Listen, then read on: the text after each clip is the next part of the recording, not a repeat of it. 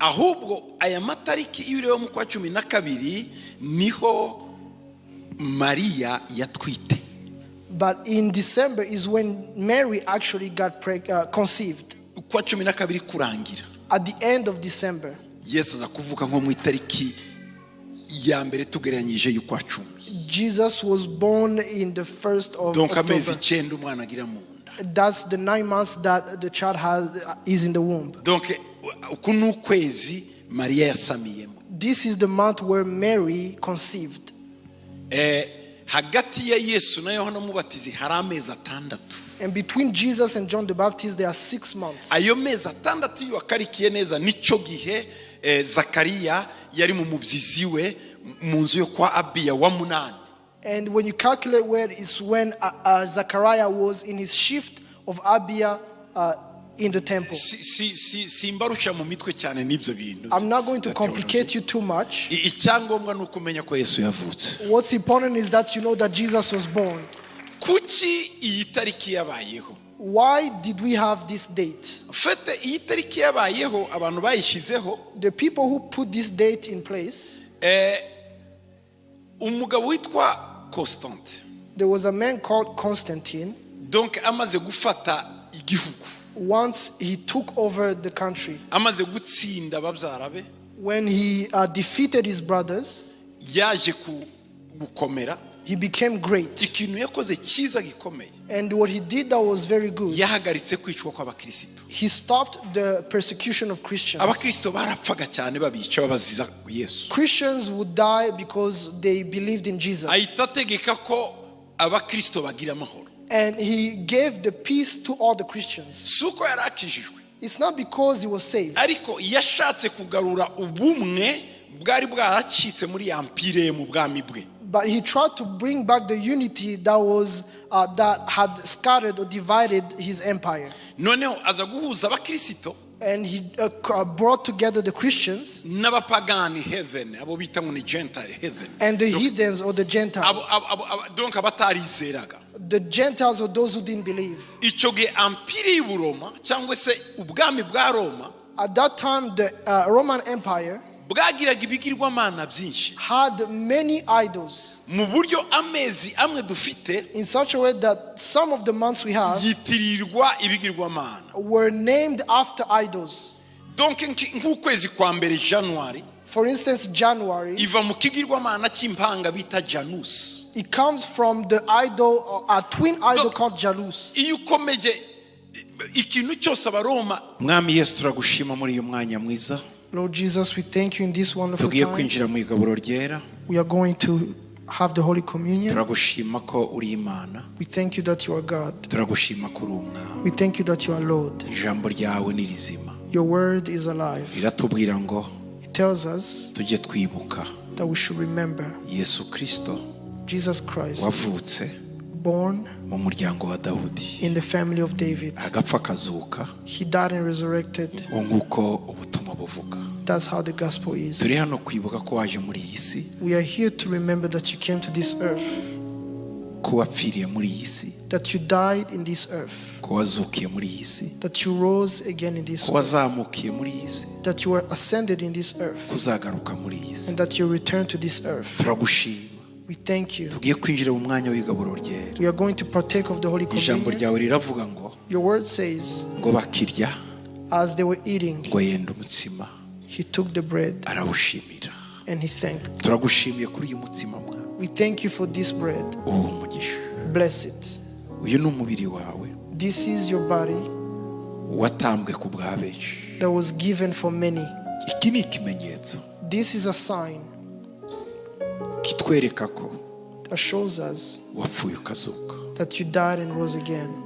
Iyo tuwurya when we eat of it tuba tukwibuka we remember you. Waduhaye ubugingo buhoraho. That you have given us. Ariko icyo tugusaba nanone. But what we ask you ni ukugira icyo ukora. Is that you do something. Niturya as we eat. Ntibibe kurya gusa. Let it not be eating. Ahubwo but imibiri yacu ifite intege nke. Let our bodies that are weak. Inaniwe. That are tired. Irwaye. That are sick. Uyikize. May you heal them. Kubw'imibyimba yawe. For your stripes. Twakize indwara. For your wounds we have been healed. niturya As we eat, dusangire nawe share with us. mu izina ryawe Yesu. In the name of Ijambo Jesus. ryawe riravuga ngo Your word says, ngo afata igikombe aragishimira, he took the cup and thanked God. aravuga ngo nimunywere kuri iki mwese, And he said, drink of it. ngo aya ni amaraso y'isezerano rishya, This is the blood of the new covenant ngo yavuye kugira ngo bakize ibyaha. that was shed for the remissions of sins. Mana turagushima God, we thank you ko tuzirikana amaraso yawe. that we remember your blood. Iyi ni sembole gusa, This is a symbol, ariko twemerere but allow us habe mu busobanuro bukomeye ndetse bufite icyo butumarira. there is a great meaning that is very beneficial to us. Nitunywa As we drink, tukwibuke let us remember you. amaraso yawe, Let your blood, amaraso yawe let your blood yoza ibyaha, wash our sins, atweze, cleanse us, adukize heal us, imivumo yose all the curses y'umwanzi. of the enemy. Turagushima kuri mwiza, We thank you that you are good. wemeye gutanga amaraso yawe You agree, you accepted to give your blood kugira ngo tugire ubugingo. so that we can have life. Turabizirikana mwami, We remember this. niyo mpamvu tubigushimiye That's why we thank you. mu izina rya Yesu, In the name of Jesus. amen. Amen. Muri uyu mwanya In this moment, ndagira ngo twakire, we are going to welcome, hanyuma dusangire. receive, and share and partake. Amen. Amaraso yawe Yesu Kristo warayatanze kuducungura, ikintu washakaga n'agakiza kanjye, kuko wakunze cyane cyane.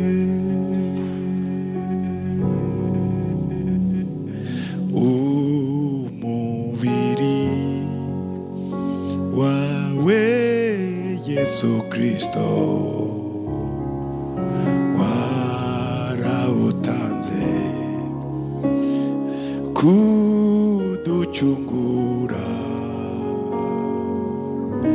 ikintu washakaga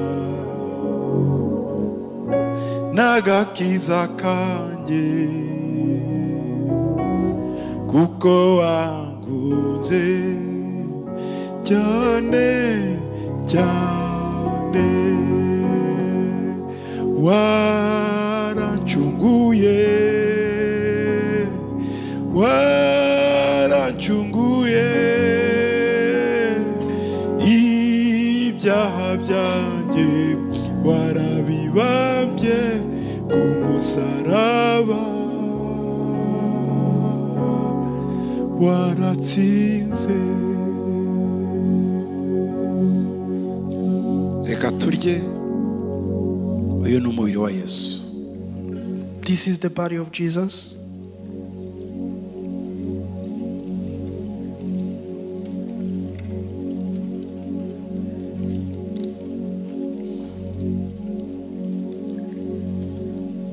Shimwe Yesu.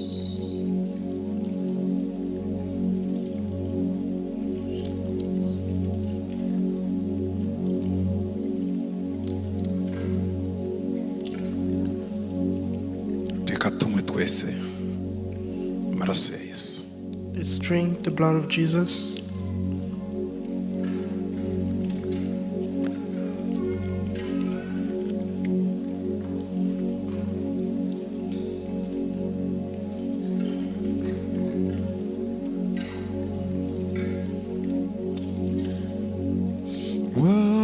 Warancunguye, warampfiriye, ibyaha byanjye warabibambye ku musaraba, waratsinze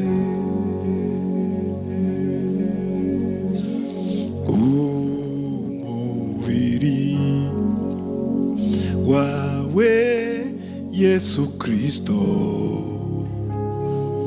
warawutanze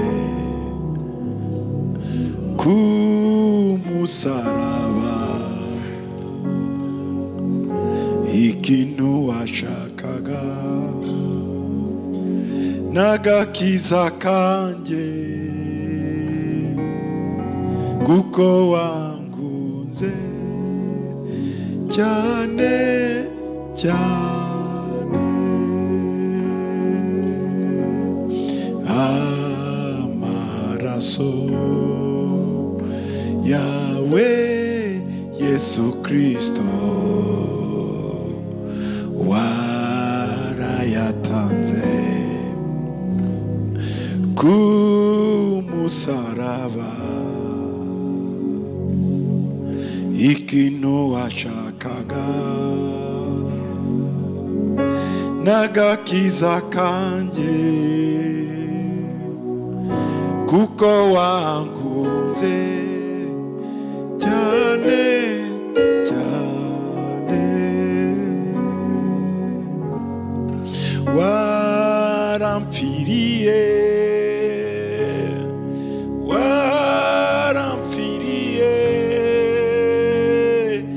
ibyaha byanjye warabibambye ku musaraba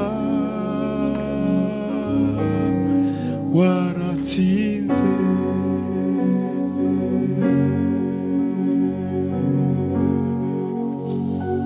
Uwiteka Mana turagushima Lord great God, we thank you ku ikorwa gikomeye wakoze for the great work you have done. icyubahiro kibi cyawe May the glory be yours. ushimwe We thank you. ushimwe Be praised kandi ushirwe hejuru and be elevated. uvugane natwe Speak with us uyu mwanya in this moment. mu izina rya Yesu In the name of Jesus. Amen. Amen. Hallelujah. Hallelujah. Hallelujah. Hallelujah. muri autoro ry'Imana Are you well, Church of Noheli God? nziza Merry Christmas. tuzongera kuvuga ibya Noheli umwaka utaha wundi We are going to talk about Christmas next year. niyo mpamvu iyi Noheli ugomba kuyishimira kandi tukayibanamo neza That's why you must rejoice in this Christmas. abashyitsi bacu turabakiriye turi kumwe namwe Benjamin karibu kubana natwe We welcome all the guests. Thank you, Benjamin, Imana for joining igombugisha us. cyane May God ndetse bless you. n'abandi nawe mudukurikira kuri iyi church na online Those who follow us on e-church and online, uyu ni umugisha udasanzwe this is a wonderful blessing. turasoma mu gitabo cya Yohana igice cya mbere ku murongo wa 14 We are reading in John 1:14. jambo uwo yabaye umuntu abana natwe tubona ubwiza bwe busa n'ubw'umwana w'ikinege wa se yuzuye ubuntu n'ukuri amen. And the word became flesh and dwelt among us, and we beheld his glory, the glory as of the only begotten of the Father, full of grace and truth. reka twongere muri Timoteyo wa mbere 3:16. Let's read 1 Timothy 3:16.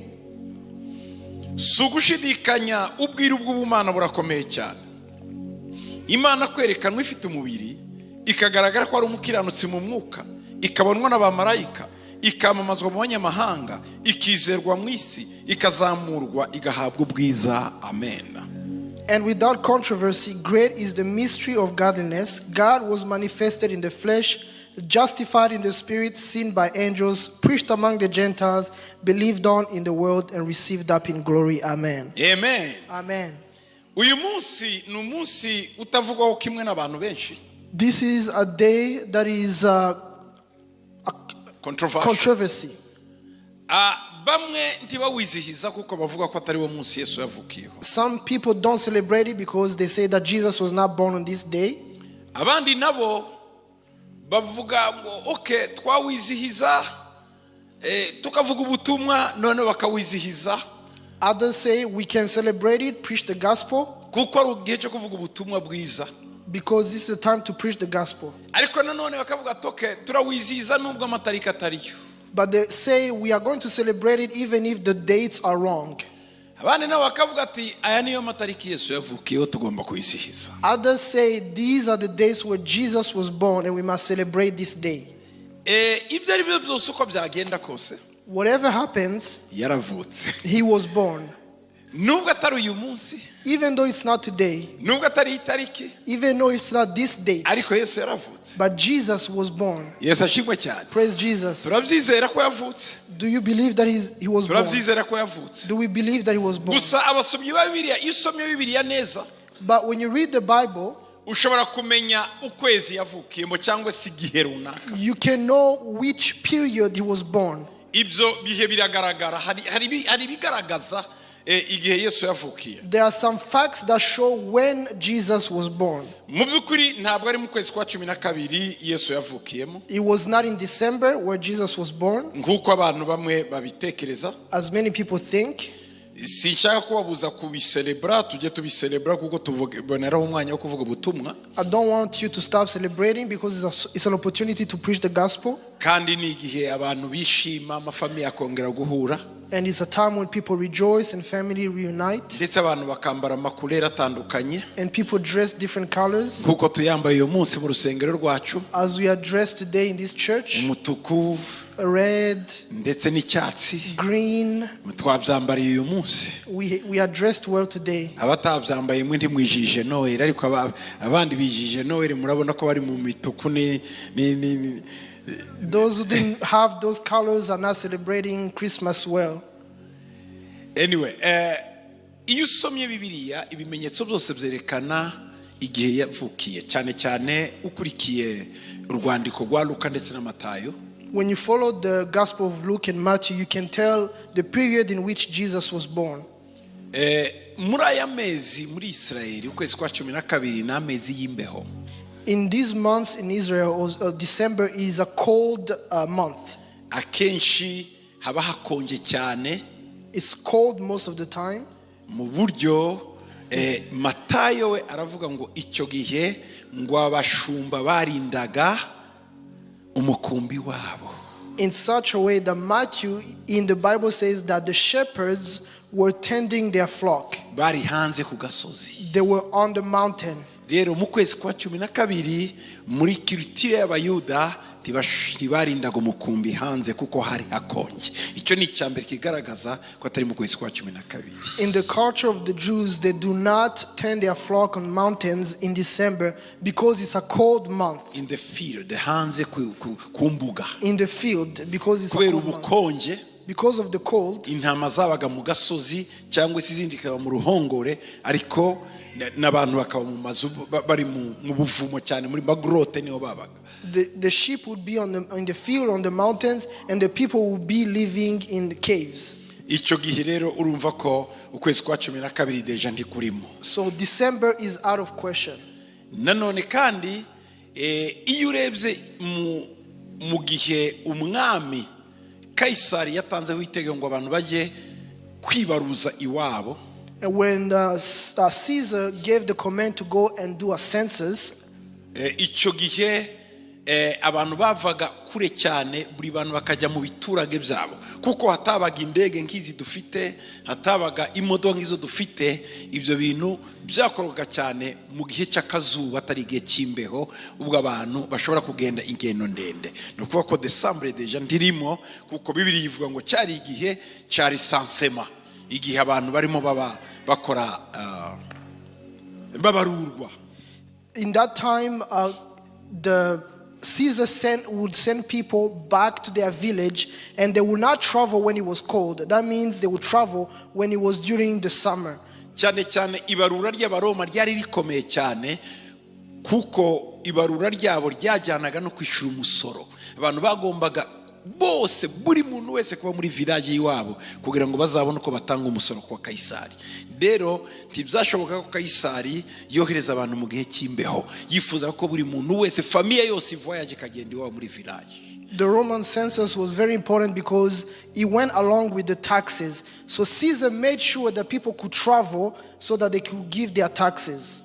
Ariko nanone ikindi kitwereka ko tari mu kwa 12 ndetse cyenda kuduha ayandi mezi ndi bubabwireho. Another fact that shows that is not in December and it happened in a different month. Nanone byavuzwe na Luka. It was spoken about by Luke. Luka avuga ku mugabo witwa Zakariya. Luke talked about Zacchaeus. Zachariah ise wa Yohana w'umubatizi. Zachariah, the father of John the Baptist. Yari mu rusengero arimo akora imihango mu rusengero. He was in the temple doing his rituals. Bibiliya iravuga ngo, and the Bible says, ngo wari umugabane wo kwa Abiya. It was the portion of Abiya. Abiya hari inzu. Donc uko batambaga mu rusengero bafataga imiryango 12 mu balewi. Rero kwa Abiya bari abamunane. Abiya, they would give sacrifices in 12 tribes, with 12 tribes. And Abiya was 12 clans. Donc mu batamzi among the bagiraga shift, icyo twita shift. They used to have shifts. Shift ya munane, and the 8th shift yakoraga umuryango wo kwa Abiya, was for the clan of Abiya. Umuryango wo kwa Abiya rero, the clan of Abiya, niwo Zakariya komokamo, is where Zachariah was from. Mu gutamba rero icyo gihe mu muryango wo kwa Abiya muri porose kwa munane amezi. In the time of the shift of Abiya, the months, amezi yarimo akoreramo, the months he was serving, aragenda were akatwereka ko Yesu yavutse. Ni karikire ndende ntashobora kubereka, ariko ni ibintu biri simple usanga mu ngoma za 2:24 aho. Donc ushobora gusanga Yesu yaravutse mu kwezi kwa 9 kurangira no kwa 10 gutangira. Donc mu bayuda aya mezi dufite samwe bo, iyo tuvuga ukwa gatatu bo ari ukwa gatatu n'ukwa 4, iyo tuvuga ukwa 10 bo ari kwa 9 n'ukwa 10, kuko bafite amezi atandukanye. Amfite aya mezi yacu bayongereho andi mezi 2, ubundi amezi yari amezi 10. So it shows us that it was actually in September going into October, because the calendar of the Jews is different from our calendar. amezi yabagaho kera yari 10. The months that used to be were only 10 months. Abami b'Abaroma nibo bongeyeho 2. And the Roman emperors are the ones that added the other 2. Uwitwa Auguste ashiraho Auguste bagira kwa munane. Augustine added the 8th, which was August. N'uwitwa Jules ashiraho July, yariyo ya Jules Caesar. And Julius Caesar added July. Donc ubundi mu byukuri yari amezi 10. It used to be 10 months only. Ukwa mbere, January, kwa kabiri, kwa gatatu, kwa kane, kwa gatanu, ukwa gatandatu. May and June.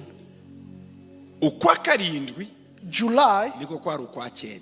used to be September.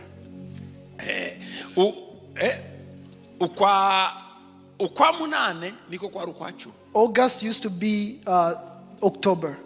Tukongo amezi 2 yandi yongerewe, donc bayashizeho. Rero iyo ukora kalikire neza, Yesu usanga byaraguye kabisa muri October, nicyo gihe yavukiye, kandi bikajyana n'imisi mikuru y'abayuda, fete ya tabernacle, ibyo nza kuvuga hano uyu mwanya mu gitabo cya Yohana. So Jesus, it shows that he was born in October, which goes together with the tabernacle, the feast of the tabernacles. Ahubwo aya matariki iyo ureba mu kwa 12 niho Maria yatwite. But in December is when Mary actually got conceived. Kwa 12 kurangira, at the end of December, Yesu aza kuvuka nko mu itariki ya mbere tugereranyije y'ukwa 10. Jesus was born in the 1st of Donc amezi October. 9 umwana agira mu nda. That's the 9 months that the child is in the womb. Donc uku n'ukwezi Maria yasamiyemo. This is the month where Mary conceived. Hagati ya Yesu na Yohana Mubatizi hari amezi 6. And between Jesus and John the Baptist there are 6 months. Ayo mezi 6 iyo akarikiye neza nicyo gihe Zakariya yari mu mubyizi we mu nzu yo kwa Abiya wa 8. And when you calculate where is when Zachariah was in his shift of Abiya in the temple. Simbarusha mu mitwe cyane n'ibyo bintu. I'm not going to complicate you too much. Icyangombwa nuko umenya ko Yesu yavutse. What's important is that you know that Jesus was born. Kuki iyi tariki yabayeho? Why did we have this date? fete iyi tariki yabayeho abantu bayishizeho The people who put this date in place, umugabo witwa Constante, there was a man called Constantine. donc amaze gufata igihugu, Once he took over the country, amaze gutsinda ababyara be, when he defeated his brothers, yaje gukomera. he became great. Ikintu yakoze cyiza gikomeye, And what he did that was very good, yahagaritse kwicwa kw'abakristo. he stopped the persecution of Christians. Abakristo barapfaga cyane babica babaziza Yesu. Christians would die because they believed in Jesus. ahita ategeka ko abakristo bagira amahoro. And he gave the peace to all the Christians. Si uko yari akijijwe, It's not because he was saved, ariko yashatse kugarura ubumwe bwari bwaracitse muri ya mpire ye mu bwami bwe. but he tried to bring back the unity that had scattered or divided his empire. Noneho aza guhuza abakristo And he brought together the Christians n'abapagani heaven, abo bita ngo ni gentile heaven, and the heathens or the Gentiles. donc abatarizeraga. The Gentiles or those who didn't believe. Icyo gihe ampire y'uburoma cyangwa se ubwami bwa Roma At that time, the Roman Empire bwagiraga ibigirwamana byinshi, had many idols mu buryo amezi amwe dufite in such a way that some of the months we have yitirirwa ibigirwamana. were named after idols. donc nk'ukwezi kwa mbere January For instance, January, iva mu kigirwamana cy'impanga bita Janus. it comes from the idol, a twin idol called Janus. Iyo ukomeje ikintu cyose abaroma yari imana ibigirwamana byinshi. Anything in Rome was basically called after idols. Rero ku itariki 25 z'ukwa 12, So on the 25th of December, uyu munsi turiho, the day we are on, icyo gihe habaga ubwira kabiri kera mu Buraya. there used to be an eclipse in Europe. Icyo gihe hari igihe naho habaga izuba umwijima ukaba mwinshi, izuba rikaba rito cyane, solstice. There used to be a great darkness and there would be just a little niko sun. bimeze n'ubundi, igihe cy'amanywa kiba gito cyane, The daylight is very short uko umwijima ukaba muremure. and the darkness is much longer. Icyo gihe basengaga imana yitwa izuba. At that time they used to worship the god of sun. None kuri aya matariki 25 On this date of the 25th, basereburaga imana zuba ko ari imana ikomeye, ngo nubwo umwijima waza ngo umucyo izuba riranesha. they celebrated the god sun, that saying that even if there is darkness, the sun will overcome. Aya matariki rero 25 December 25th nicyo gihe bahimbazaga is when they used to worship ku izuba rikomeye n'ubwo umwijima uhari. that the sun is greater than the darkness. Iyo ni teori imwe. That is one theory. Teori ya kabiri, The second theory, nanone hari ikigirwamana, there was an idol imana yasengwaga muri Aziya that used to be worshipped in Asia. bitaga Semiramis. The name was Semiramis. Semiramis yari imana, was an idol, ariko nanone ikagira umwana but he had a child witwa Tammuz. called Tammuz. Aho ni muri mythology Greek cyangwa se mu mana z'Abagiriki. That is Greek mythology. Uyu Tammuz This Tammuz yari umwana w'umuhungu w'uyu mugore witwa Semiramis. was a son of this woman called Semiramis. Nanone kandi akongera akaba umugabo we. And he was also her husband. Uyu yari umwana kandi akaba umugabo. He was the son and he was the husband. Amavuko ye, His birth yari kuri aya matariki 25 z'ukwa 12. was on December 25th. Icyo gihe barayiramyaga. They used to worship this God. N'Abisirayeli bageze igihe And the Israelites got to a point batangira kuramya Tamuze mu rusengero. where they started worshiping Tammuz in the church. Nicyo gihe Yeremiya yahagurutse atangira kuvuza induru That's when Jeremiah stood and started to scream mu buhanuzi bwe. in his prophecy. Mureke gusenga imana yo mu He kirere, says, stop praying to the God of the heaven. imana y'ingore The female idol yabaga ifite uruziga rw'izuba mu mutwe, donc rya zuba tuvuga. She had an image of the sun above her head. kandi yabaga ikikiye umwana cyangwa se ifite umwana mu maboko. And she carried a son or a baby in her hands. Uwo bita Artemis mu Bagiriki, naho mu Baroma bayitaga Diane. In the Greeks it was called Artemis, and in the Romans it was called Diana. Nukuvuga ngo yabaga afite uruziga. She had a circle. Bakamwita umugabekazi w'ijuru. And she was called the goddess of the heaven. Abisirayeli batangiye kuramya iyo mana. When the Israelites started to worship that God, ndetse bayizana no mu rusengero, and they brought it to their temple, hanyuma Imana yemera ko abi Babyloni basenya urusengero rwa Isirayeli rurasenyuka rwose. And God allowed that the temple was destroyed. Ariko ibyo byakorwaga n'abandi. Who was doing this? N'abamwe mu batambyi. The priests. Babikoraga rwihishwa. They used to do it in secret. Abandi batabizi. When other people didn't know. Abandi batangiye kubimenya. When they started to learn about this, haba intambara hagati y'abatambyi ubwabo. there was a division between the priests. Abo mu muryango wa Sadoki. Those of the family of Sadok. Barabyamagana barabirwanya. They stopped it. Nico gihe urusengero rwasenyutse. That's when the temple was destroyed. Abisirayeli batwarwa iminyago. And the Israelites was they were taken captive. Kuko Ezekiel yari umulewi. Because Ezekiel was a Levite. Akomeza kwibaza ukuntu Imana yabataye. He continued to wonder how God rejected them. Bari mu mahanga. They were in exile. Nico gihe Imana yamweretse. Is when God showed him. Ngo mwana w'umuntu. Say, son of man. Ngo ngwino nkwereke ibikorerwa mu rusengero iwanyu. Come and I will show you what is being done in your temple. Imana imwereka. And God showed him ngo ko basengaga Tamuzi. the way they used to worship Tammuz. Okay, icyo kigirwamana rero. That is the idol. Nicyo cyakoraga. Abantu bamaze gukizwa. When people got saved, haba icyo bita ngo ni konsile y'Nice ya mbere, Nicaea Council. There was something called the Nicene Council. Iyo konsile y'Nice yabereye muri Turkey. This took place in ya Turkey. kera bitaga Nicea. Turkey, which was called Nicaea at that time.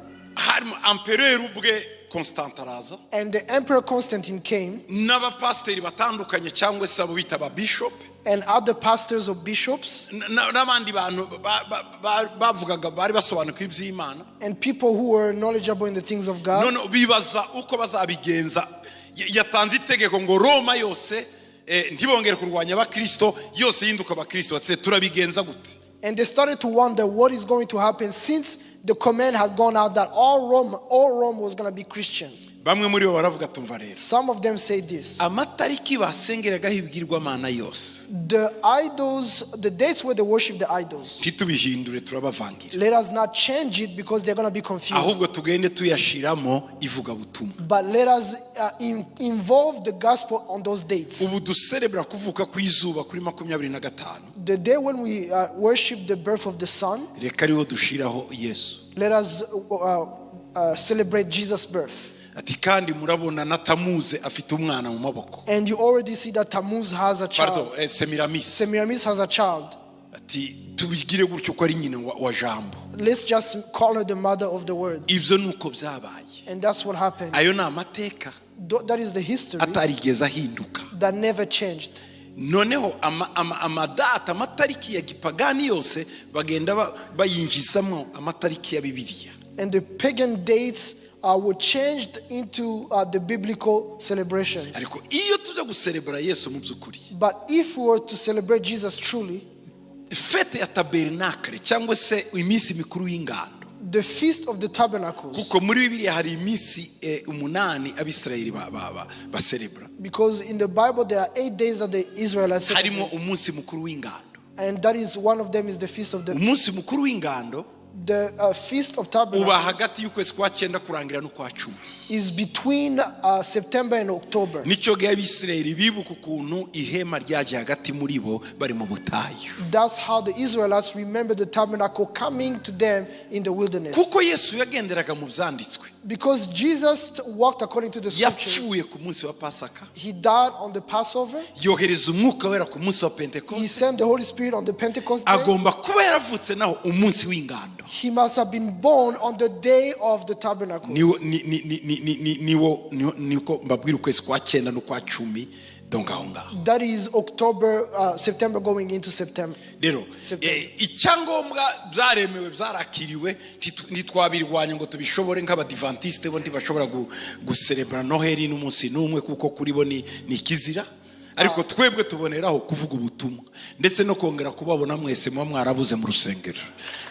So we cannot fight against it as the Adventist church, but we take this opportunity to preach the gospel and to see people who have been missing throughout the year. Nubona ko buziha. They are very. Noheli irakomeye cyane. Christmas is very important because the church is full. Amen. Amen. Uwangiririwe umunsi tugahora muri Noheli byendo umuntu twagira urusengero mega church. I wish we could stay in Christmas every week. Amen. Amen. Imana ishimwe cyane. Praise God. Rero iminsi Yesu yavukiyeho. The days when Jesus was born. Siyo ngombwa cyane. It is not the most important thing. Ariko umunsi but the day yaje muri iyi si he came to this earth, it exists. Icyo nicyo twibuka. That's what we remember. Kandi nicyo tuvuga. And that's what we speak of. Ni nacyo tubwiriza. And that's what we preach. Ubwo Imana yabaye umuntu. Since God became man. Ikabana natwe. And he dwelt with us. Bibiliya yavuze mu gitabo cya Yohana. The Bible says in John. Ngo jambo yabaye umuntu.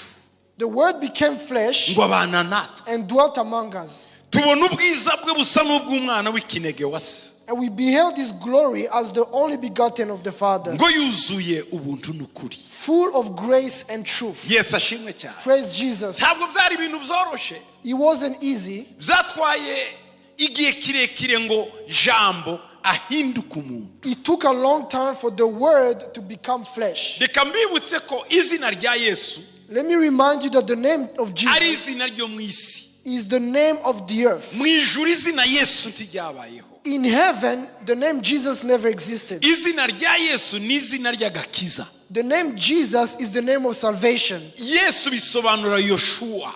Jesus means Yoshua. Yoshua birimo nibyo Oseya, Hoshea, Yoseya, agakiza. Yoshua is Hosea and he means salvation. Yoshua birasobanura ngo. Yoshua means Yoshua Yah. Donc Hoshea nukuvuga ngo yes nagakiza n'izina rikiza ririmo agakiza. It means the name that has salvation or the name of salvation. Mu ijuru rero in heaven yitwa gakiza. He is not named kuko nabo gukiza bariyo. Because there is no one to save in heaven. Izina yitwaga mbere na mbere. The name that he had from the yitwaga jambo. His name was the word. Mwitangiriro rya byose. In the beginning of all ibintu things. byose byaremwe nawe. Everything was created by him. Jambo. He is the word. Imana yaravugaga. God would speak bikaba. And things would take Imana place. yavuga. When God would speak, bikaba. it would take place. Imana yavuga. When God would speak, bikaba. it would take place. Yakoreshaga jambo. He used the word. Mbere na mbere habaye jambo. In the beginning there was the word. Niko Yohana atangira avuga. That's what John started saying. Ku murongo wa mbere. On verse 1. Mbere na mbere hariho jambo. In the beginning was the word. Jambo yahoranye n'Imana. And the word was with God. Kandi jambo yari Imana. And the word was God. Iyo dusubiye mu mateka ya kera. When we go back to history. Izina rya kera ni jambo. His old name is the word. Ngo jambo. The word. Uwo yahoranye n'Imana. He was with God. Ntavuga Yesu hano. They are not talking about Jesus. Yohana navuga ngo Yesu yahoranye n'Imana. John is not saying Jesus was with God. N'umuntu umwe. It's one man. Ariko ufite amazina atandukanye. Many names. Amazina y'ubumana. The divine name. Amazina y'gihanuzi. The prophetic agendana n'igihe. They go with time. Eliyahu. Ariwe Eliya. Elijah, which is Eliyahu. Izina rye ryajanaga na mission yari afite. His name went with the mission he had. It said the Lord is God. What it didn't mean. Israel had gone from God to Baal. And he came from where he was with a prophetic name. And the name was Eliyahu. That's why we don't know the mother and father. It's because he got to our country and changed his name. When Jose arrives here, he may not be called Mugabe, or maybe Kandoa.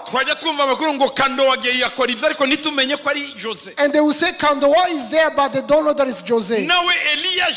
Elijah, when he yari came, afite misiyo yo kugarura Isirayeli ku Mana. he had a mission to bring Israel back to God. Niyo mpamvu yiswe Eliyahu, That's why his name was bivuga ngo Eliyahu, Uwiteka ni Imana. which is the Lord is God. Umunsi umuriro wamanutse, When the fire came down, Abisirayeli bararirimbye, the Israelites baravuga said, ngo Uwiteka ni they Imana, said, the Lord is God. ntabwo ari Bayali. It is not Na Baal. Yesu nawe Even ni Jesus, izina ryo ku isi. it is a name of the earth. Marayika yabwiye Mariya The angel told ngo niwe Joseph, uzabyara you umucunguzi will give birth to the Savior uzacungura abantu. who will save people. Yakoresheje ijambo Yoshuwa, He used the word niwe Yeshua. uzabyara You Yoshuwa. are going to give birth to Hey, Yeshua. hallelujah. Hallelujah. Hallelujah. Hallelujah. Hallelujah. Hallelujah. Ariko mbere na mbere, But before, in the beginning, yabayeho. he was. itangiriro rye His beginning si uyu munsi avutse, was not today. yabayeho kera He was there before. adafite se na nyina, Before he had mother and yitwa father, Jambo. he was Afite word. se na nyina, With the mother and father yitwa Yesu. is Jesus. Yesu ninde? Who is Ni Jesus? umwana wa Mariya, He is the son of Mary, akagira na Yosefu and he is the son of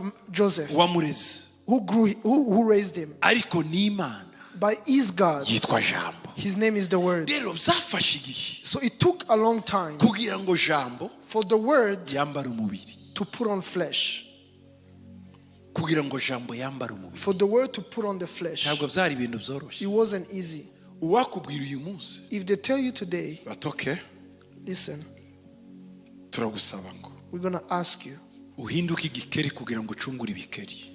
become a frog so you can redeem or save the frogs. Wabyemera? Would you agree? Kandi bakakwereka ko umunsi uba uzagenda mu muhanda bakagukandagira bakakwica. And one day they will show you that one day you'll be on the street and someone will step on you and kill you.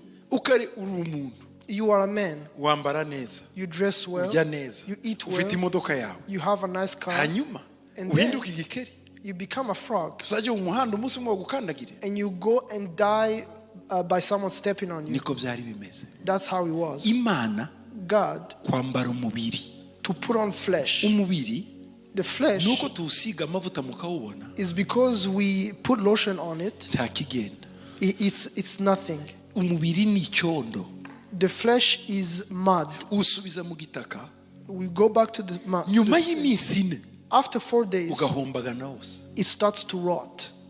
ukongera gusubira mu gitaka. It decomposes. Wumvikana n'igitaka vuba mu buryo uhita usubira iwabo wavuye. It's always in agreement with the soil. Imana idapfa, The God who doesn't die, kwambara gupfa to put on death, niyo yari imiriyasiyo ikomeye kuruta ibindi, kuruta ibitutsi batutse Yesu. Kwambara umubiri nicyo cyari igitutsi cya mbere gikomeye. it was the biggest humiliation, more than the insults they told Jesus. Reka noneho tureke kuba igikeri. Let's not talk about the frogs. Ukaba umwana wa perezida You are a child of the cyangwa president, ukaba perezida, or you're the president, bwacyo bakakubwira ngo genda ujye kuba umucakara. and they tell you go and become a slave. Ntube igikeri, urakomeza uri umu, You are not going to be a frog, ariko ugenda uzurara mu mifereji, but go and sleep in the ditches usabiriza ibiryo, and beg for food, abantu bakwange, for people to hate you, bakwirukana, to reject uri you, umuntu utegetse isi, and you are ruling the ufite entire world, byose. and you have everything. Icyo ni cyo gitutsi cya mbere. That was the biggest Iyo ni insult. imiriyasiyo. That is the biggest humiliation. Muri iyi si In this world, dufite abantu banze gukira. we have people who don't want to be Gukira healed. kwabo ni ukuhe? What is their wealth? Bananiwe kureconcilia preza na future na past. They don't know how to reconciliate the past and the present. Iyo yibutse aho yabaga, When they remember where they came from akibuka n'aho ari, and they see where they are, yongera kurwara. they get sick again. Bamwe muri twebwe Some of us, ubu ni bwo buzima tubayemo, abandi babubayemo kera, ahubwo baba barabutakaje. this is the best life we are living, but other people, they have this life, they see this life as simple. Hari abandi ubu buzima twe turimo bamwe twishimiye, There are other people who are enjoying this life. abandi bo barara barira. Others are crying because of it. Ati suku nari imeze, And this is not how I used to be. ati nari nkomeye, I used to be nari great. nubashwe, I used to be honored.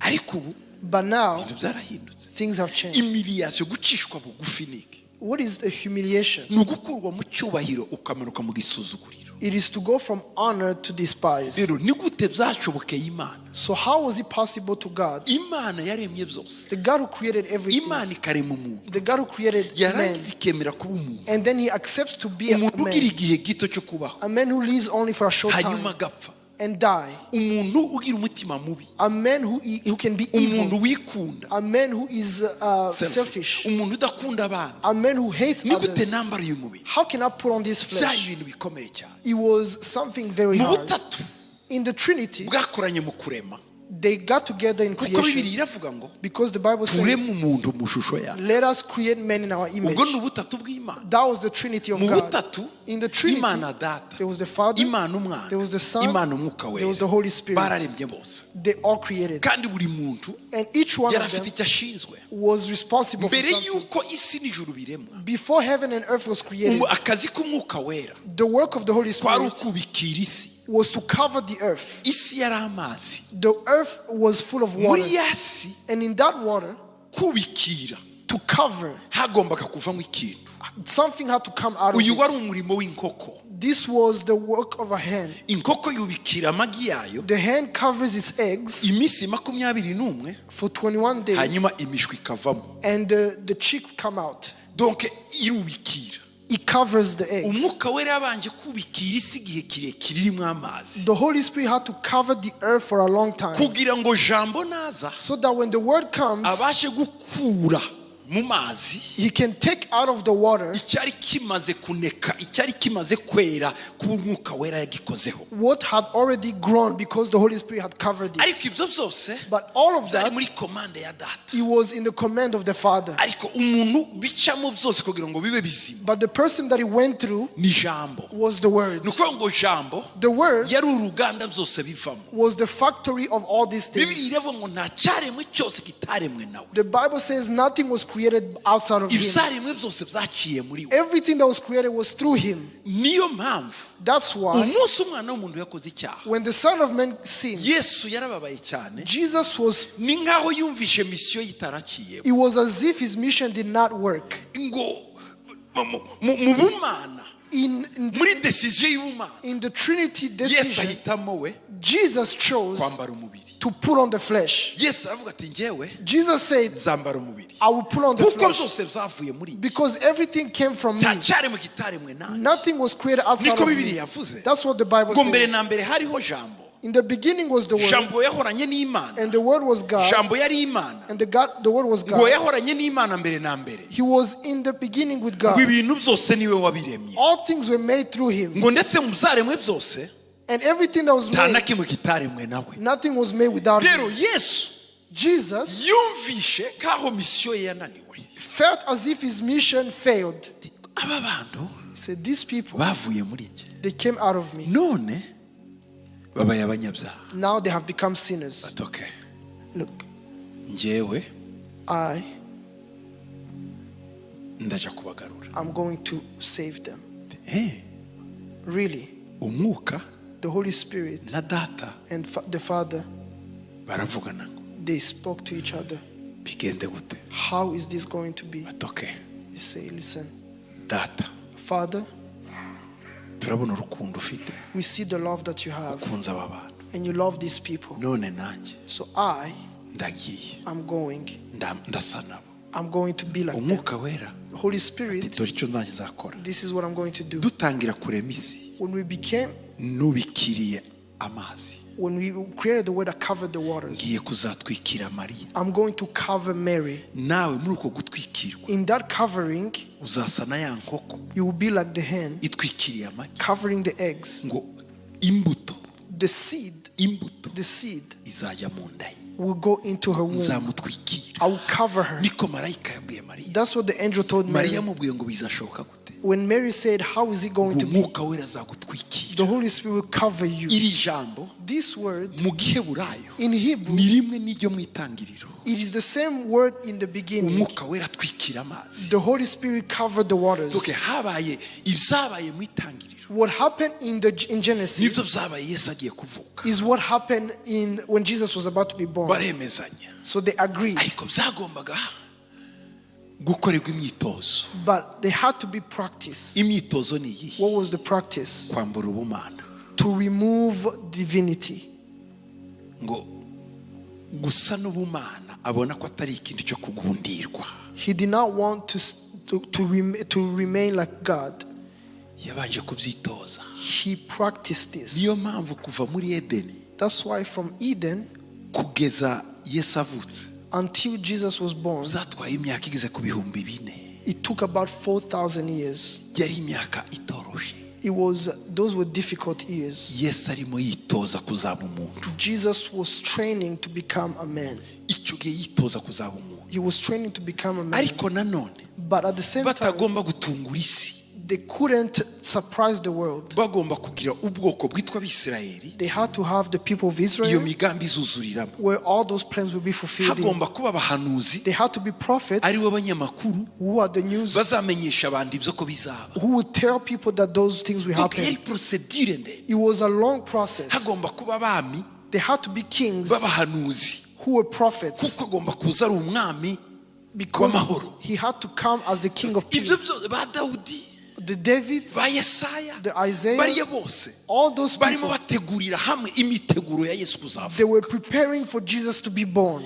Bibiri iravuga mu gitabo cy'Abagalatiya 4:4 The Bible says in Galatians 4:4, ngo igihe gikwiriye kigeze, in the fullness of time, igihe gikwiriye in kigeze, the fullness of nuko ngo time, ya myaka y'imyitozo irangiye. that those years of practice, when they came to an Nta end, muntu wese ujya mu kazi atabanje gutozwa. no one works before they are trained. Timuanze kugira training, mwita gutera training, Don't you do orientation? orientation.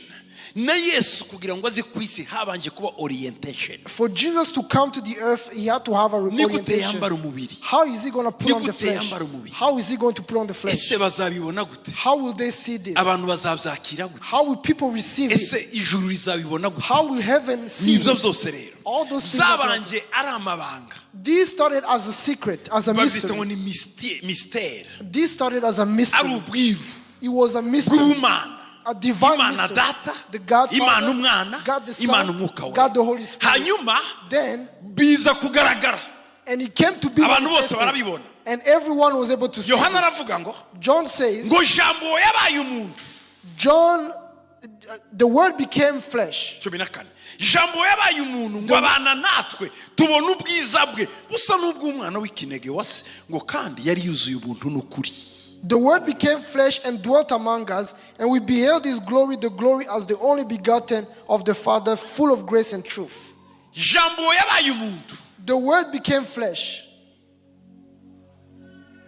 Abana natwe He dwelt among us, turamubona. and we beheld him. Ariko tumubonye When we beheld him, tubona asa n'ikinege. we saw him as the only begotten, Ariko ikinege but the only begotten cyase. who comes from the Father. Itandukanizo ryawe natwe, The difference between him and us, we yari mu buntu he had grace arimo n'ukuri. and he had the truth. Abandi Others, bantu bose other people, ashobora kugira ubuntu they can have grace ariko ntagire ukuri, but not have truth. cyangwa akagira ukuri Or they have ariko truth nta munyabuntu, or not have grace. cyangwa byose akabibura. Or maybe not have Ariko it. yuwe But this, yuzuye ubuntu n'ukuri. he is full of grace and truth. Twaramurebye We saw him tubona arimo ubuntu n'ukuri. and he was full of grace and truth. Yuzuye He was full. ijambo The word ahinduka ihema, became the tabernacle abana natwe, and he dwelt with us. avugana natwe. He spoke to us. Paulo rero niwe waje kubizingura rero. Paul came to unveil this. Hariya muri Timotheo twasomye wa mbere 3:16. In 1 Timothy 3:16, Ya mystère bwa bwiru bwari bwarahishwe kera. that mystery that had been kept for a long time. Paulo yagiye avuga ku bwiru bw'Imana. Paul talked about the mystery of God, Ubwiru bw'Imana bubiri yavuze. the two different mysteries. he Ubwiru talked bwa about. mbere yavuze, The first mystery, yavuze ku bwerekeranye na Yesu kuba umuntu. he talked about the Imana mystery. kuba umuntu. He talked about the mystery of God becoming man. Ubwiru bwa kabiri Paulo yahishuriwe The second mystery he received nuko agakiza katari ak'abayuda gusa n'abanyamahanga bagomba kukagira. was that salvation was not just for the Jews, but the Gentiles were supposed to be saved. Kuko abahanuzi bose b'abayuda, Because all the prophets were Jews, abigishwa batangiranye na Yesu bari abayuda. and the disciples were Jews. Itorero rya mbere ryari abayuda. The first church was formed by Jews. Paulo asobanukirwa ko agakiza katagarukira gusa mu bayuda kagera no mu bayunani, abanyamahanga, And abagiriki. Paul understood that the salvation had to reach the Gentiles and the Greeks. Abivuga ko He said ngo ari ubwiru yahishuriwe ngo kuva kera that was the mystery that received from old, ko n'abanyamahanga bazabwirwa ubutumwa. that the Gentiles will receive the gospel. ubu bwiru bwombi Paul yavuze, These two mysteries that Paul talked about, abantu baramurwanyije mu gihe cye people fought against him kuko byari bigoye kubyumva. because it was very hard to understand. Yesu amaze kugenda, When Jesus went, abigishwa bamaze gupfa, after the disciples died, habaye kuvangirwa gukomeye kw'abakurikiye. there was a great confusion among the Abantu followers. babyukanaga ibyabo, People would just get up and say whatever. abitwaga abagnostic The agnostics, ho baravuga ati bya bintu ngo Yesu ni Imana siyo. they used to say Jesus is not God. Abantu bararwana. People fought against each other. Ba Auguste barabyuka The Augustines bati no got ni up. Imana ni They Imana, say no, he is batiri mu God. butatu. He is a Ba Trinity. Ambroise barabivuga. The Ambrose talked about it. Habaye ibintu Things happen byo kuvangirwa kwinshi and people were confused kuko batari bafite because they did not have umwimerere w'iyerekwa. the revelation.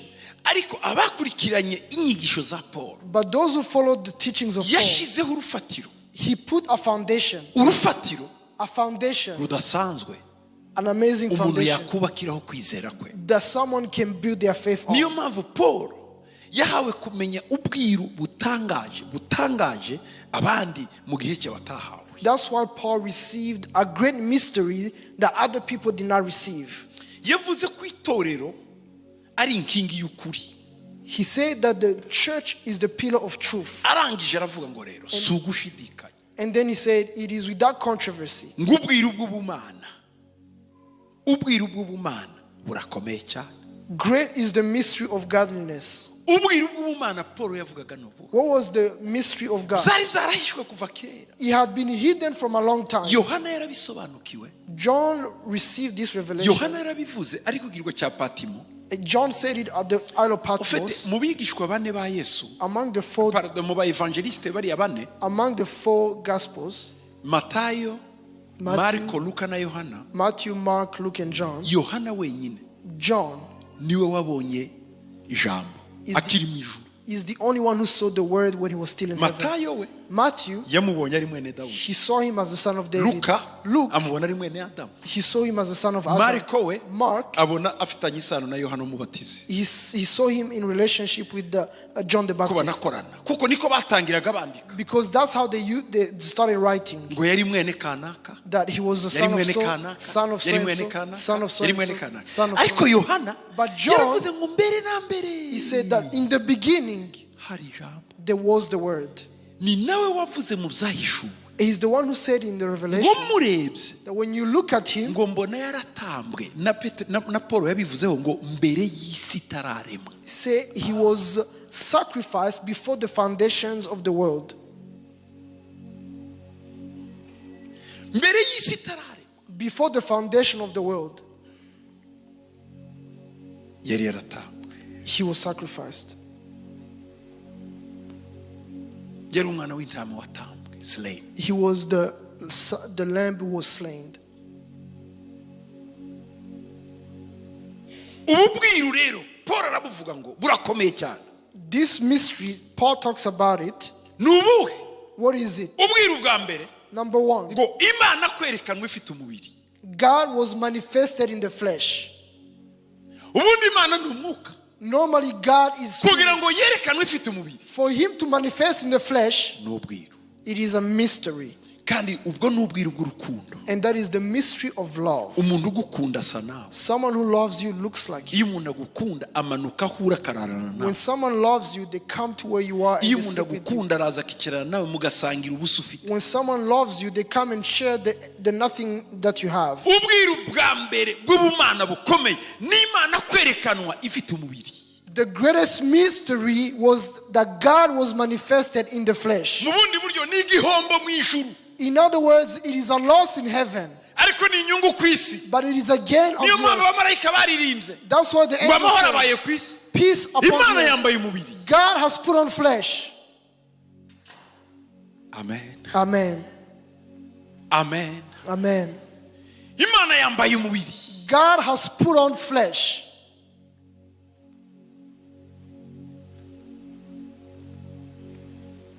habaye umunsi wishimwe mu ijuru, Yesu yitanga ngo agere mu isi, aza kubyarwa n'umwari utunganye, uwera turana natwe babiri, dore urukundo rwatumye mpfira, ibyaha byanjye bihamba mu mva, maze arazuka ngo ambuze nase, nagaruka zabijimira ibyo.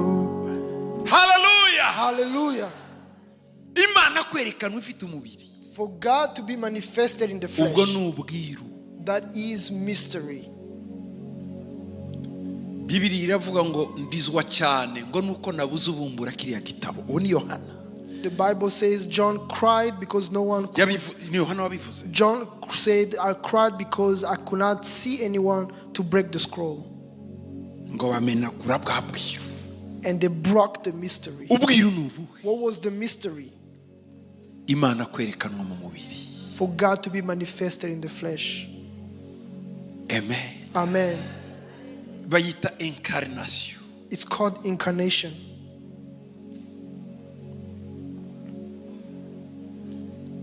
Kwambara umubiri kubumana, God putting on flesh, cyari igitambo gikomeye kuruta icy'umusaraba.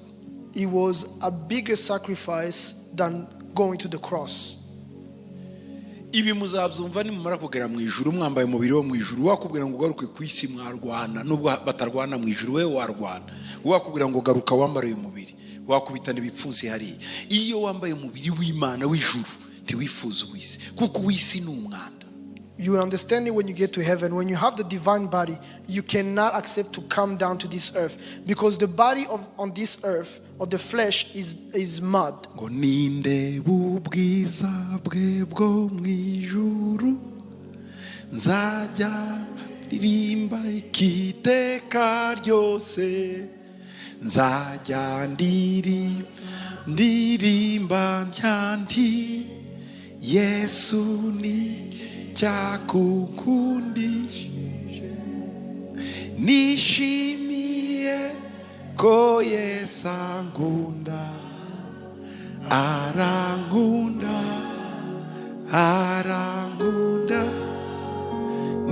nishimiye ko Yesu ankunda, nubwo nakwiriye. Hallelujah. Hallelujah. Afite numara kubona ubwiza bwe, uzadefira gatoya ubona umubiri wo mu isi, ngo uhite uvuga ngo Yesu ngo niki cyatumye nkunda. Kugukunda byonyine nayo ni afere yindi. D'abord gukunda umunyamubiri uri mu ijuru, nacyo nindi imiliyasiyo. Ni nko gukunda umuntu mudahuje, we uri umwami wari ari umucakara, ukavuga ati n'uyu ni uzambera umugabo cyangwa umugore. Abantu bose babona ko wasaze. Dore mu ijuru nicyo gitekerezo cyari bati bite ugiye kwisi. Donc ikizadutangaza no kureba ukuntu twambaye uwo mubiri nawe wambaye, hanyuma ubaze ngo wankundiki. What will amaze you in heaven is when you see his glory and you see the flesh that he had on the earth, and you even think about him loving you, being God and you being on the earth. You ask yourself and ask him, what made you love me? Ubwiru bwa kabiri, The second mystery, ngo ni Imana kwerekana ufite umubiri, ngo ariko noneho ngo ikagaragara ko ari umukiranutsi mu mwuka. justified in the spirit. God manifests in the flesh, but the second is justified in the spirit. Ikemezwa, ikagaragara ko ari umukiranutsi. Nta munyamubiri ukiranuka. No carnal man can be righteous, Ariko umwuka we yaramujustifiye ati uyarakiranuka. but the spirit justified this one that he Nubwo was yambaye righteous. umubiri w'abantu, Even though he had the flesh of man, yakomeje ari umukiranutsi. he continued to be righteous. Hallelujah. Hallelujah. Umwuka arabihamya. The spirit testifies. Umwuka aramugaragaza. The spirit justified him. Uzarebe igihe gito ushobora gukiranuka ukwezi kumwe, bwaca imibereho yahinduka gatoya ugakiranirwa. Umuntu agenda akiranirwa nuko yakennye nuko yakize. Iyo ni kamere y'umuntu. You can be righteous for a month, and then when your livelihood is troubled, you go back into unrighteousness. Benshi muri twebwe Imana iduhinduriye imibereho n'ubukristo bwahinduka. Many of us, if God changes our livelihood, we would even start being Christians. Ushobora kuja muri vacation aho ushaka, igihe ushaki, ugafata indego ushakiye niki, wakongera gukiranuka bingana no kumeza uyu munsi. Hari benshi bakiranuka kuko bakeniye. Imibereho yonyine bamwe dushira muri comfort yo gukiranuka. If you have all the money you want, you can go to a vacation, any vacation you want, anytime you want. Will you be righteous as you are? Some of us are righteous because we are poor. Ushobora kurya icyo ushaka cyose, ugashobora kunywa icyungwa cyose, ugashobora kujya aho ushaka hose, wakomeza gukiranuka aho uri hose. If you could eat, drink and go wherever you want, would you continue to be righteous? Reka nkwereke Yesu ko yari ameze. Let me show you how Jesus was. Yari mu mubiri. He was in the flesh. Ashobora gukora cyose. And he could do anything. Ariko arabyiyima. But he rejected it. Ntiyakoreraga ikintu ngo abantu bamukomera amashyi. He did not do anything for people to applaud for him. Byena nje nawe wadutiza nk'imbaraga Yesu yari afite icyumweru kimwe twakwifatira Dallas. If we had the power that Jesus had for 1 week, we would convince all Dallas. Niba Yesu ashobora kugendera hejuru y'amazi, uza ama demonstration yakwiri gukora hejuru ya Pacifique hano. If Jesus could walk on the water, do you know how much you would prove to people that you can walk on top of the water? Ibaze ufite ubushobozi bwo gukiza indwara zose, ibitaro umaze kugendamo, atari uko ushaka gukiza gusa abantu kugira ngo CNN yandike ngo yaciye na hariya yahageze. If you had all the power to heal people, you would go to different hospitals just for the news to spread around. Yesu yari afite imbaraga zo guhamagara ibintu bikaza. Ibaza amadolari ubuhamagara buri gitondo mu nzu yawe.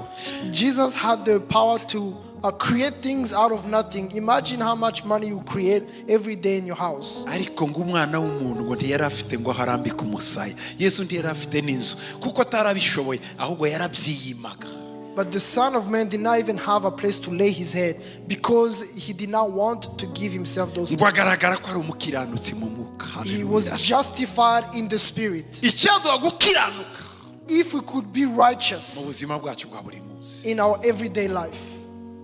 Ubwiru bwa gatatu bwatangaje. The third mystery, ngo Imana God, ngo ikabonwa n'abamarayika. he was seen by angels. Nta kintu kibi umubyeyi nko kubonwa n'abana be ari mu ntegeke. There is nothing worse than being a parent where your children can witness your weakness, can see when you are weak. Burya ikintu kimiriya gituma umuntu atakaza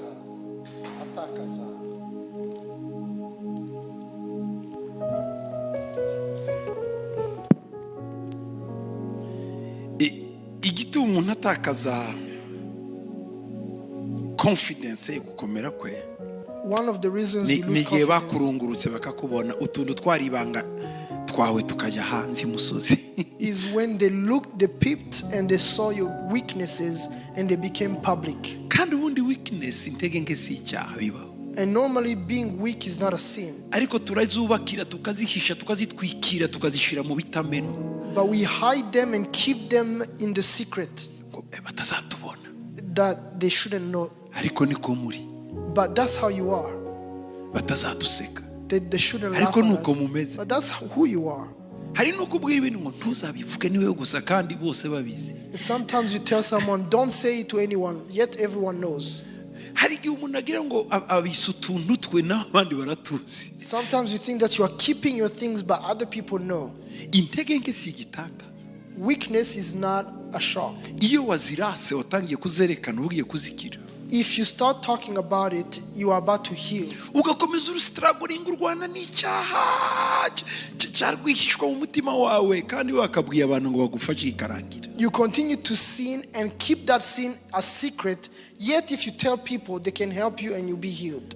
urabona ngo nabuze umuntu nizera hariya ngo iyo umuntu avuze barabivuga. You say, I don't trust anyone there, because when you give them your secret, they will talk about it. muri kimwe gikiza icyaha no kukivuga. Among the things that heal or niyo set you mpamvu free Bibiliya is yavuga ngo to mwatura confess. ibyaha byanyu. Kubyatura byatumaga uvuga atari ko njye wabivuze imbere y'abagabo nongere kandi bigatuma wikomeza uwo munsi.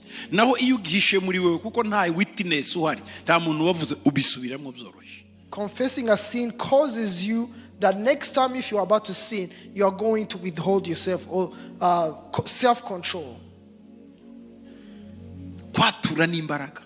Confessing is power Zimenagura imbaraga z'intege nke. that breaks the power of weaknesses. Yesu Jesus, ngo yabonywe n'abamarayika. he was seen by angels, Abo yaremye the ones he created, badashobora kwambara uyu mubiri. who cannot put on the flesh. No. No, Bamubona wambaye. they saw him with the flesh. Badashobora kwambara uyu mubiri. They could not put on the flesh. Abamarayika ntibashobora. Angels cannot put on the flesh, Babona uwabaremye arawambaye. but they saw their creator. N'umunsi avuka Even the day he was born, ngo haje korari y'abamarayika. there came a choir of angels. N'abamarayika baje kubivuga. They came to N'abandi announce, baza baririmba. even others came Baramuherekeje singing. They ushered him kugera mu kiraro cy'inka. until he got to the Baramubona. barn. They saw Babona him. aho araye. They saw where he was laying. Bamusiga aho hantu. They left him there. Batahana amakuru. They said, "This is." Yabuze icumbi. He could not find a Ati place. umugabo witwa Herode agiye kumwica. The man Herod is about to kill him. Mubwire abo bantu ntibabwire Herode aho. Please, those Ibyo men- byose yabonywe n'abamarayika barabibona. All those things were done by angels, Ariko but bari bazi kimuzanye. they knew why he was coming. Abamarayika ntibatangajwe gusa no kubona Yesu yambaye umubiri, ahubwo bibajije aba bantu Yesu yambariye umubiri ni bande. The angels were not only shocked to see him in the flesh, they were also amazed by the people he was going to die for. Ibaze ugiye gukora ubukwe, Imagine if you are going to have a wedding. sizi niba Biden agira umukobwa ariko Trump agira umukobwa. Reka tuvuge Trump niwe uzaba president ejo bundi. Umukobwa wa Trump akakwambarira ku bukwe. Ni wewe twareba cyangwa ni umukobwa wa Trump? Let's say if you're going to have a wedding and the daughter of Trump is one of your maids, would we be looking at you or the daughter of Trump? Yica ibirori mu by'ukuri kuko nyiri ibirori ntitumubona ngo hajya yitwa nde wa mukobwa? Ivanka.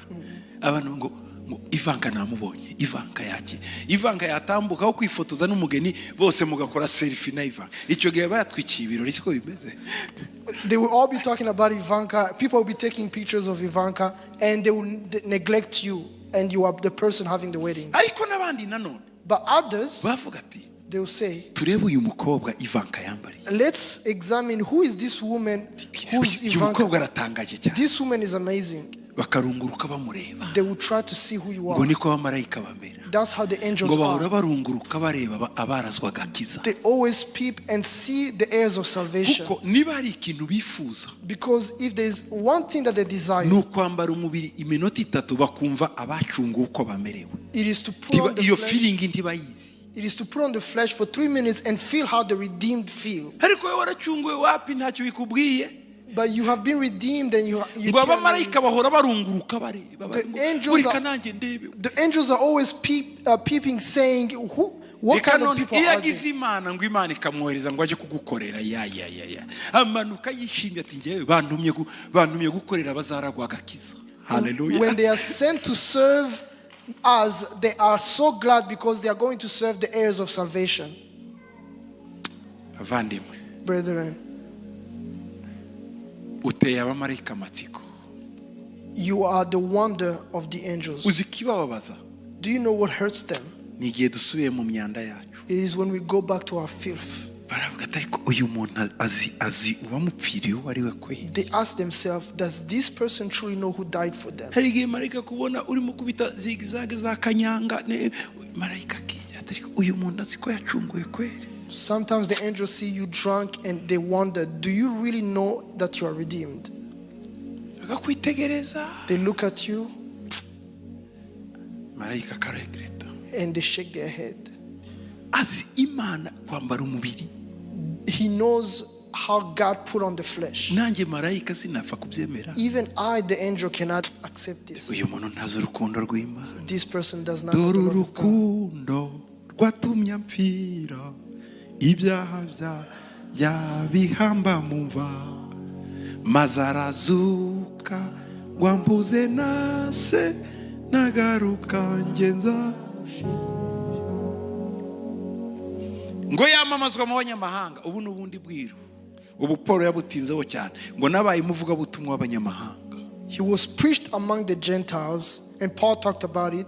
He was the evangelist for the Gentiles. yabwirizaga abanyamahanga bakizwa He would preach to the Gentiles, and when they get saved, akagira agashyari he would be jealous. akabati ngiye kubwiriza bene He wacu. said, I'm going to preach to my own iyo ajya people. kubabwiriza When he would go to preach to them, bakakubita bakamuhondahonda they will beat him up so bad, agasubira mu you banyamahanga go back to the ibihumbi Gentiles, by'abantu bigakizwa. and thousands of people will be saved. yarangiza ngo abanyamahanga ngo aka gakizereka katangiye mu Bisirayeli byari byaramugoye cyane. And he would tell the Gentiles, this salvation you have started with the Israelites. rimwe yaravuze ngo He once said, ngo bisabye ngo umuntu apfire abayuda bakizwe ngo nabikora. if it was a necessity to die for the salvation of the Jews, I'll do it. ngo ariko barahumye. But they are blind. ngo kandi mwe abanyamahanga But you ngo namwe ntimwishime ngo mwishire hejuru cyane don't boast, ngo kuko ngo rega ngo nibo ba mbere because they are the first ngo namwe mugakurikira. and you are the second. atari ko Imana izabagarukira. But God will return to them, yagira bati nge nahamagariwe abanyamahanga. and he would say, I was called to preach to the abanyamahanga Gentiles. baba benshi agasubira ati ngiye Yerusalemu. When there were many Gentiles, he would go back to yumvaga afite yaravuze ngo agahinda ngendana n'umubabaro He said, the pain that I carry ngo nagakiza ka bene wacu. is the salvation of our people. ndagira ngo uyu munsi wa Noheli ugire agahinda ka bene wanyu batarakizwa. I want you to have the pain for those of your people who are not saved, abahungu bawe abakobwa bawe batarakizwa. your sons and daughters who are not saved, ababyeyi bawe your batarakizwa. parents who are not saved. iki ni igihe This is the time cyo kubasabira ngo nabo bakiriye impano ikomeye ivuye ku Mana. to pray so that they can receive this gift. igitangaje yavuze ubundi bwiru ngo yarizewe mu isi.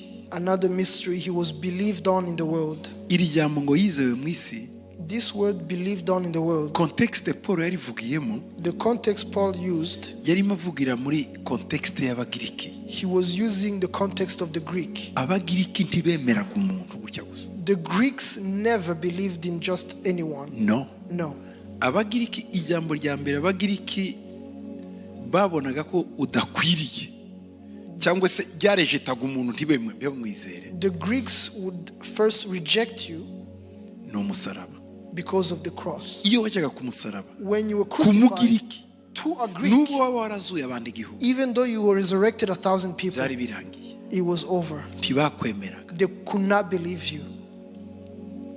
niyo mpamvu nk'abasokarate That's why the Socrates, yigishije neza cyane, yari afite indangagaciro nyinshi igihe cye he had very good values in his time. mbere ya Yesu ko avuka. Before Jesus was born, yari umugabo w'inyangamugayo cyane. he was a man of integrity, agerageza kwigisha abantu, and he tried to teach people, ariko cyane cyari kimuhangayikishije ko ari ukuri, but he was very concerned about the truth kuko abantu barabeshyaga cyane. because people lied. mu mujyi wa Atene In the city of ashyiraho ishuri Athens, ryo kwigisha abantu ukuri. and he put on an institution for teaching truth. umunsi umwe afata itara itabaza, One day he took a lamp, saa sita z'amanywa at noon, ajya ku rusengero rwo muri Atene, and he went to the temple of Athens, yakije itara saa sita z'amanywa. and he had lit the lamp.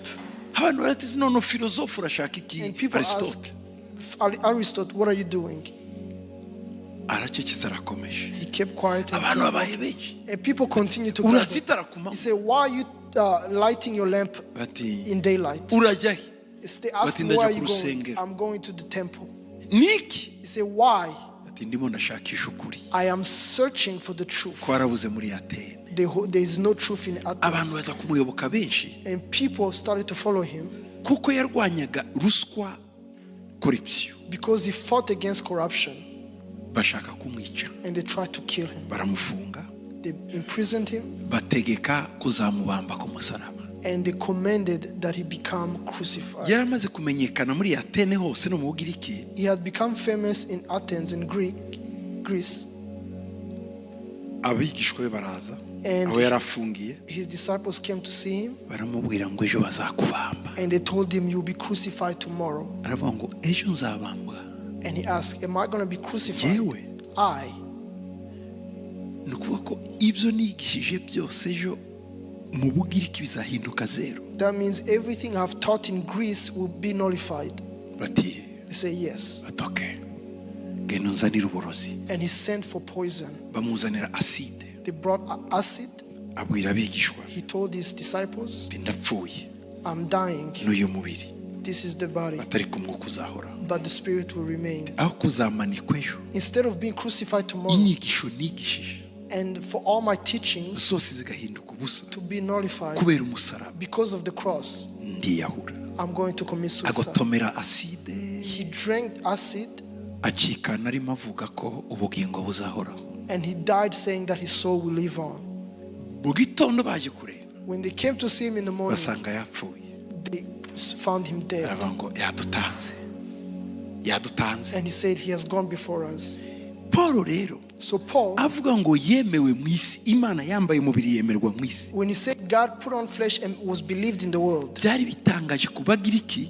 it was amazing to the Greeks. yandika igitabo cya mbere cy'Abakorinto, Paul When he wrote the 1 Corinthians, yacyanditse he wrote it avuga ku mbaraga z'umusaraba. talking about the power of the cross. Aravuga ngo muzirikane kwizera kwanyu. And Consider your he calling. said, consider your calling, Ngo kuko si benshi bahamagawe because not many people are called b'abanyabwenge, who are wise, ngo ahubwo abaswa, but the foolish ngo niba Imana yahamagaye are the ones who were called, kugira ngo isuzuguze abanyabwenge. so that he could despise the Yarimo abwira wise. Abagiriki He was telling the Greeks bari muri filozofi, who were in the philosophy, bemera ko who believed ubwenge ari bwo byose. that wisdom is Aravuga ngo everything. uyu muhamagaro mbabwiye, He said, this calling I'm telling ngo you, Imana yemeye gukoresha ibinyentege nke God has accepted to use the kugira ngo weak isuzuguze to ibinyembaraga. despise the strong. Yakoresheje ibintu by'ibiswa n'abaswa He used the fools and the foolish kugira ngo isuzuguze abanyabwenge. to despise the wise. Ngo umusaraba The cross, ngo ku Bagiriki ni ikigusha, to the Greeks, it is a Ngo ariko, stumbling block.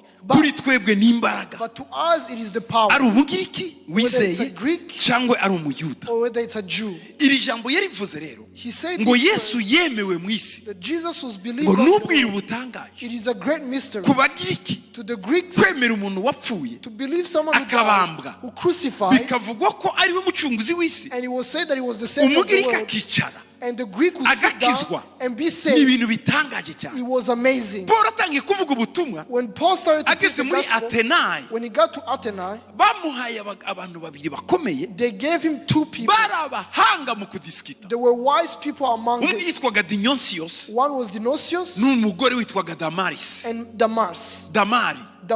Abo bantu bombi Those two people, bicara nawe ku kanunga hejuru, they sat on the baramubwira mountain. ngo tubwire uwo Yesu wawe uvuga w'igitangaza ngo wahinduye isi wabambwe ku musaraba. And they say, tell us about the Jesus who changed the world and was crucified. Paul arandika ngo And Paul, ubwire bw'Imana burakomeye that the mystery of ngo God, yemewe mu isi. he was believed on Yaje the world. kurangizaho He came to finish. Damara arakizwa, Damar was saved. Dionysius arakizwa, Dionysius nibo was saved. batangiye igitoro muri Atene. They are the ones who started the church in Athens. Yesu ashimwe cyane. Praise Jesus. Yesu ashimwe cyane. Praise Jesus. Ijambo ry'umusaraba The message of the cross ryaremewe ku isi. was created for the earth. Kubera iki? Why?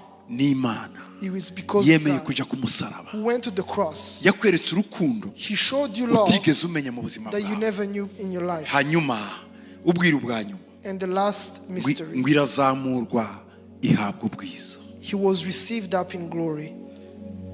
Amen. Amen. Uyu munsi Today, Yesu yicaye mu bwiza, Jesus is seated in glory. aho There niyo destination finale yawe. is where your final destination is. Nawe kuva muri iyi si To live in this world, azakujyana muri ubwo bwiza. he will take you to that glory. Ubu ni bwo bwira utubwira abantu, This is the mystery we are talking about. kuza kwa Yesu ku isi, For his coming, gupfa kwa Yesu ku isi, his death, kuzuka kwa Yesu mu isi, his resurrection, kugaruka kwa Yesu mu isi, his return, no kuzajyana nawe mu and ijuru. his ascension. Ubu ni bwo butumwa This is ugomba the message kugenderaho that you must follow, kandi buzahindura ubuzima that bwawe. will change your life. Titwarangiza We cannot finish ntakubwiye ngo niki uri buhe Yesu uyu munsi.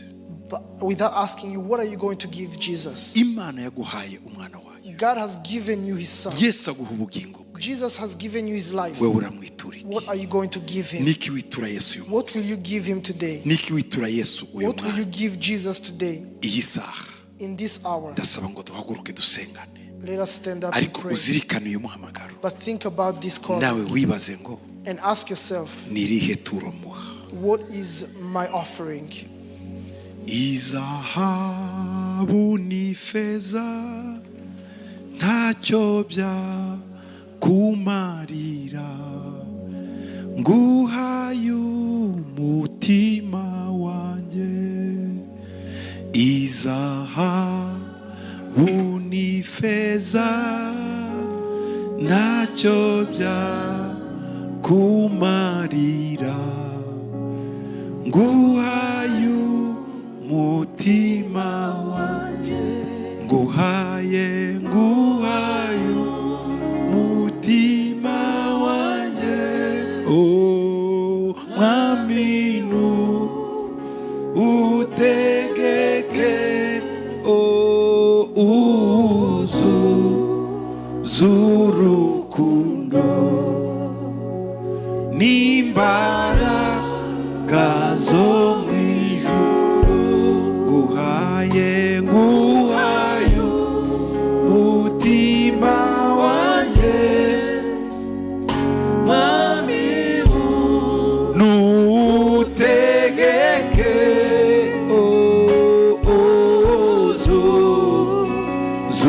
zurukundo n'imbaraga zo mu ijuru. Uyu munsi Yesu arifuza kongera gusubukura amasezerano yawe nawe. Today, Jesus wants you to renew your covenant with him. Ese koko tumwitura urukundo yadukunze? Do we really consider the love he gave us? Se turamwitura natwe urukundo? Do we give him the same love? Umutima wawe, Your heart niwe Yesu akeneye. is what Jesus wants. Akeneye kukubatura, He wants to set you free. akeneye kukubohora, He wants to deliver you. akeneye kukugirira He neza. wants to do good to you. Mbere yo kugusezerera mwene data, Before I bid you farewell, ndagusaba ngo I ask you, tera intambwe yawe hano imbere. come forward Niba ukeneye gusengerwa, if you need to pray, umutima wawe so your heart wongere kuhuza n'Imana, can be connected to God again, wongere kandi so you can again gusabana n'Imana. fellowship with God. Tera intambwe hano imbere, Come forward, wino hano imbere, come forward, kuko Imana iragukeneye cyane. because God needs you. Hari urukundo There is love yaguhaye, that he gave you. wewe uramwitura iki? What will you give back? Uyu munsi wa Noheli Today on garukira Christmas, Imana, come back to God wibuke and remember urukundo yagukunze, the love that he gave you, aho yagukuye what he took you from. muri uyu mwanya. In this hour, Tera intambwe hano, come forward, ngwino, come, ngwino. come. Umutima wanjye, mwami utegeke,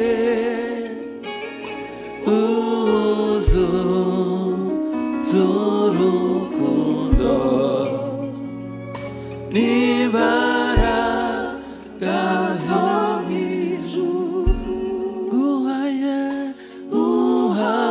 Ngwino, Yesu aragushaka. Jesus Hari icyo yifuza gukora ku buzima bwawe, something he wants to do in your life. hari icyo yifuza guhindura. There's something he wants to change. Ngwino umwegere, Come and join him. uzuze urukundo n'imbaraga zo mu ijuru.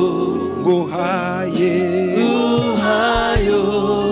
umutima wanjye, mwami utegeke, uzuze urukundo n'imbaraga zo mu ijuru. impano ikomeye waha Yesu kuri uyu munsi wa Noheli ni umutima wawe. The greatest gift you can give Jesus on this Christmas is your heart. umutima wawe Your heart niyo mpano iruta izindi zose. is the greatest gift.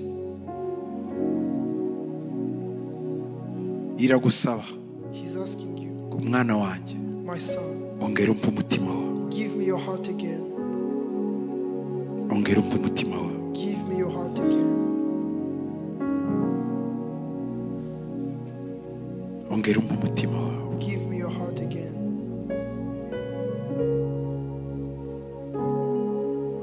niyo mpano ikomeye It is the greatest gift Yesu yifuza kugukorera. that Jesus wants to do for you. Jesus, hallelujah.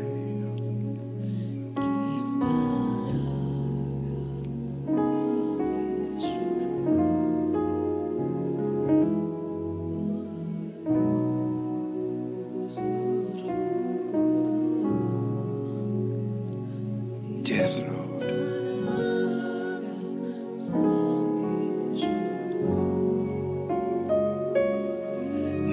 Ndarindi turomfite ryo kuguturamwa atari umutima, atari umutima wanjye. Ntarindi turo, ntarindi turomfite ryo kuguturama atari umutima nguhaye umutima wanjye. Yes, Lord. Mwami utegeke uzuze Yes, Lord. z'urukundo n'imbaraga zo ijuru nguhaye umutima wanjye. Mwami utegeke uzuze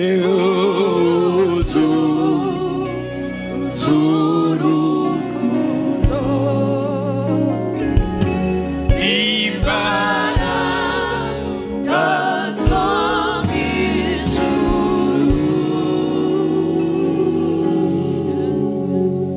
ijuru. subiramo uvuga ngo mwami Yesu Say, Lord Jesus, kugaruriye uyu mutima kandi I return my heart.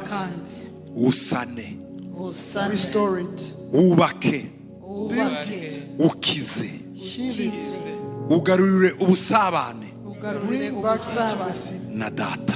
with the Father.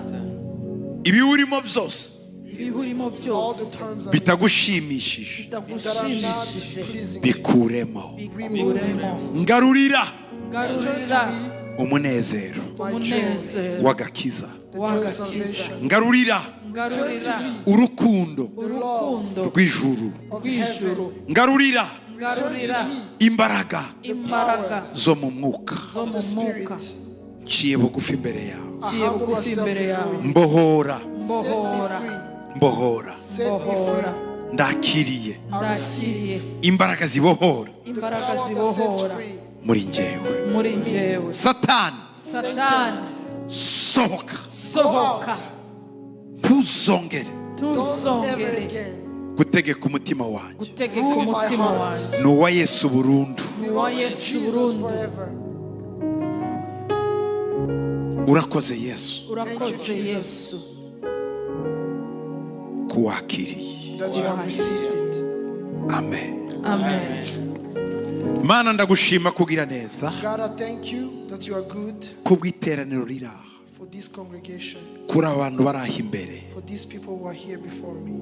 Ndagusaba ngo I ask you ubarindire muri wowe, that you keep them in you. rindira imitima yabo muri wowe. Keep their hearts in you. Satani ntazongere kubabeshya. That Satan may not deceive them again. Uyu mutima uwubika ahantu Keep their hearts up. imbaraga z'umwanzi zitagera. The power of the enemy cannot reach. Ahoremo umunezero, May they remain with joy, ibyishimo, happiness, urukundo, love, imbaraga, power, amahoro, a peace, kugwa neza, goodness, ubuzima bwe bwose all their lives asigaranye kuri iyi si, that they have on this earth. abo be mwanezerewe. May they live with joy. Uhereye umwanya From this moment, muri iki gihe cya Noheli, in this time of Christmas, niryo turakuzaniye, this is the offering He's bringing. arariguhaye. They are giving it to you. Urakoze Thank you kuryakiriye that you're receiving it.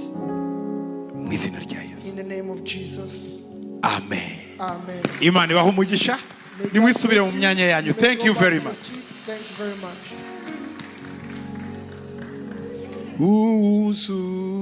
uzuzuruku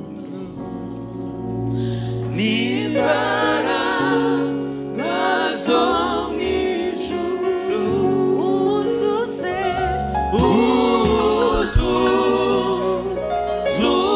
z'urukundo imbaraga zo mw'ijuru uzuze mutahane n'umwami Yesu.